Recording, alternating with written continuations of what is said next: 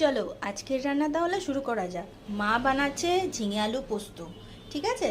আর ঝিঙের খোসাগুলো দেখে আমার বেশ লোভ হলো। এটা দিয়ে বুঝতেই পারছো অনেকে কি বানাতে চলেছি। আর যারা নাকি না বুঝতে পারছো তারা ভিডিওটা দেখতে থাকো, লাস্ট পর্যন্ত দেখো, তাহলেই বুঝতে পারবে যে ঝিঙের খোসা দিয়ে আমি কি বানাতে চলেছি। চলো দেরি না করে একটা গামলার মধ্যে এটাকে নুন দিয়ে আমি জল দিয়ে কিন্তু সিদ্ধ বসিয়ে দিলাম। আর এখানে নিয়েছি রসুনটাকে ভালো করে কিন্তু ছাড়িয়ে নেব। দেখো এটা কিন্তু 80% সিদ্ধ হয়ে গেছে। পেঁয়াজ লঙ্কা রসুন আমি কিন্তু ভালো করে কুচিয়ে নিয়েছি। বাইরে দেখো বৃষ্টি শুরু হয়ে গেছে।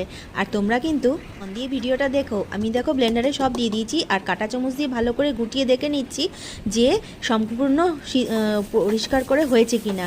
এরপর কড়াইয়ে তেল দিয়ে দেখো আমি ভালো করে নাড়াচাড়া করলাম। আর এই দেখো আমাদের ঝিঙের খোসা বাটা রেডি। ভিডিওটা ভালো লাগলে লাইক করো।